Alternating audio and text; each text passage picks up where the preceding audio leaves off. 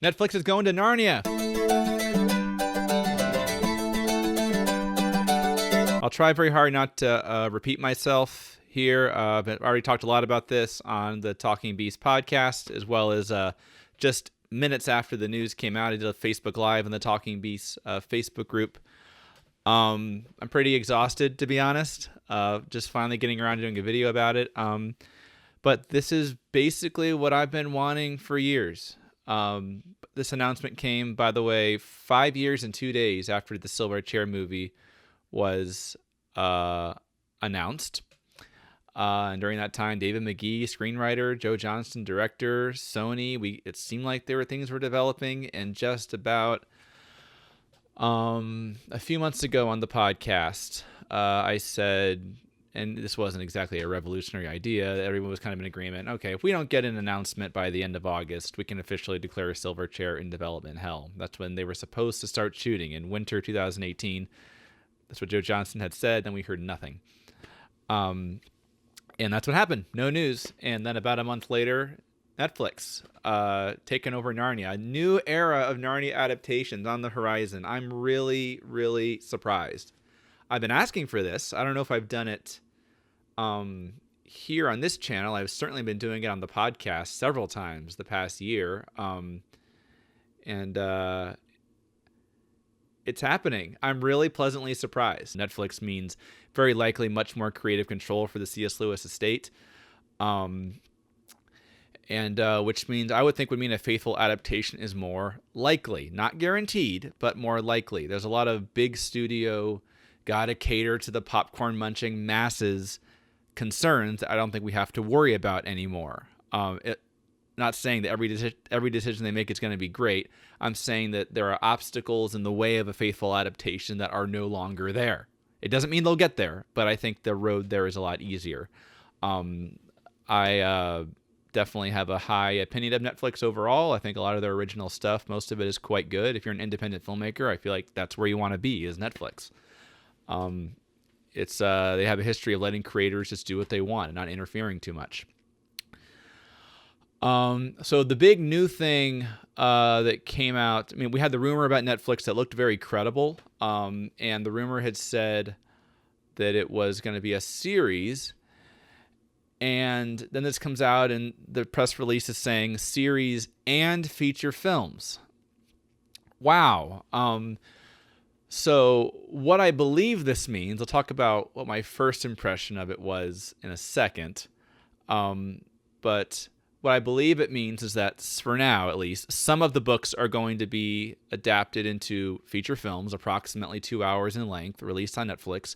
The possibility of them going into theaters should not be ruled out, because Netflix has been talking about trying to get their movies into theaters.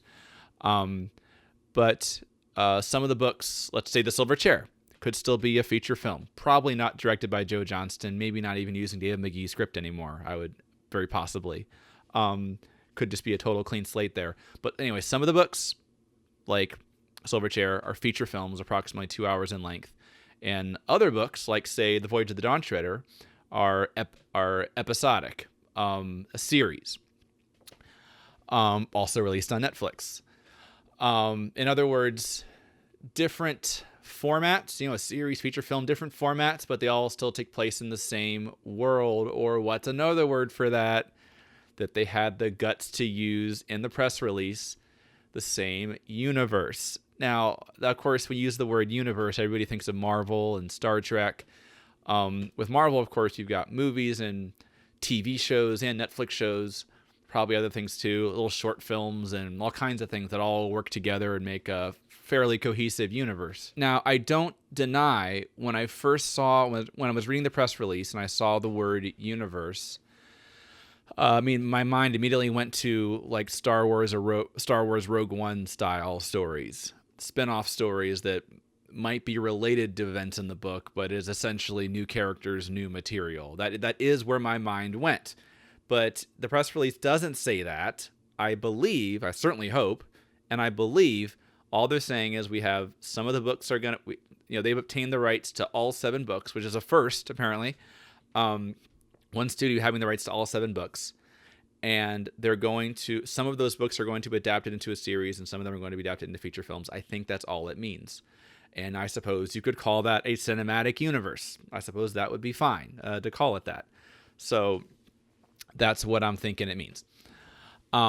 If this is if the series proves very successful, if they get through all 7 books and they're all very successful, we certainly shouldn't rule out the possibility of them going off book, and doing Repeat Begins, Koryakin's Fall, stuff like that, which is incredibly uncomfortable as I am with that. I can't rule out the possibility that someone could make original stories inspired by Narnia that might be good, that I might enjoy. I can't rule that out completely, but it certainly makes me uncomfortable to begin with. I guess I could see Netflix going to the C.S. Lewis estate and kind of pitching the idea, hey, look at The Horse and His Boy. It's just a little spin-off story that is related to characters and events that we know.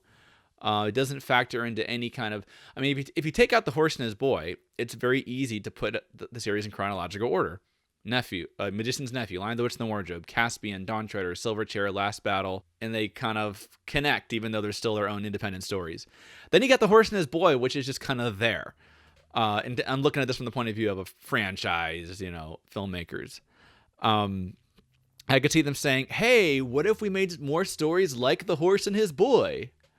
Just things that happen in that world. I don't believe that's happening right now, but I wouldn't rule it out. I think it would probably happen eventually if the series is successful anyway. But overall, I feel very optimistic about this. I think we're going to see, my biggest fear with this is that we're going to see very slavishly fake, because the C.S. Lewis estate, I believe, is going to have a lot of creative control, that the C.S. Lewis estate is going to have a lot of control and give us slavishly faithful adaptations to the point of being dull and uninspired. That's what I would call the BBC versions of Narnia. Faithful to Narnia in just about every way except that they're so dull. So is that really a good adaptation? Yeah, you said pretty much the same words and you bored me to tears. The books don't do that, so I don't think you can call that a faithful adaptation. Having Netflix opened so many doors, I think, for this series to stop trying to, at the risk of being a broken record here, stop trying to market Narnia to the masses and accept the fact that, let's just go to a niche audience. Let's stop trying to twist these stories to fit a formula in order so that the people who probably wouldn't like the books will enjoy the movies. Let's just pick a smaller niche audience. Yes, it means a lower budget. I'm not that worried about that. And just make it for them. So I'm not guaranteeing awesome movies and faithful adaptations. I'm just saying that I think that the odds of a faithful adaptation have certainly increased as a result of Netflix. So this is a gift I did not expect to get. It was in my mind that, I guess I just thought in my mind Douglas Gresham whoever the C.S. Lewis estate had it in their minds. We've got to make Narnia like Lord of the Rings. It's got to be a big trilogy epic, and that's just the way it has to be. And I thought, well, they would never do something, like let's make a Netflix series of it. Well, Lord of the Rings hasn't done that. Well, now of course they have. Amazon is developing a Lord of the Rings series. It's supposed to be the most expensive series ever, and that is one thing that is the only thing about this story that is kind of a negative for me. That is Narnia picking up the table scraps from Lord of the Rings again. Did Lord of the Rings being greenlit by Amazon as a series, did that make the C.S. Lewis estate finally go, oh, Lord of the Rings did it? Well, I guess maybe we can do it too. I hope that doesn't. Yeah, I do think that obviously we know the Narnia movies were only greenlit because of Lord of the Rings, and they were trying to kind of be a spiritual sequel to Lord of the Rings, and they came out, basically just about the same week, 2 years later after Return of the King.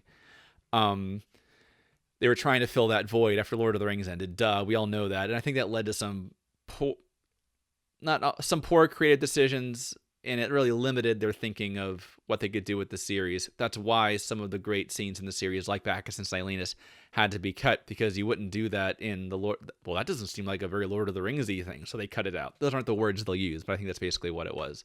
That's the only concern I have here.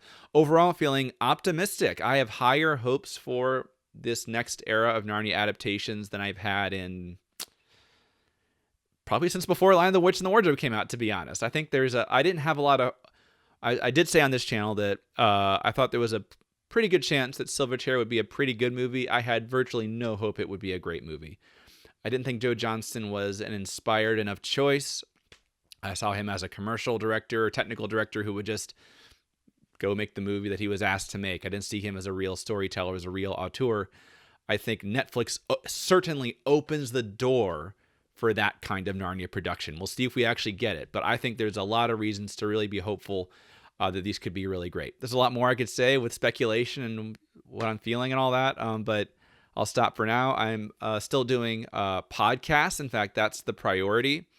I'll hope I'll still be able to do videos on here, but my priority is the Narnia Web podcast. Just go to narniaweb.com and click podcast.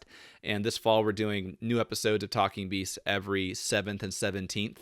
And obviously, whenever there's a big news story, we just throw out an additional episode as soon as we can. So I've been following the Narnia productions very, very closely for the past year and a half on the podcast, and will continue to do so. This is just the first video I've done on YouTube in a while. So head on over there if you want the more Narnia news unfolding commentary. I am really excited for the future of Narnia adaptations further up and further in.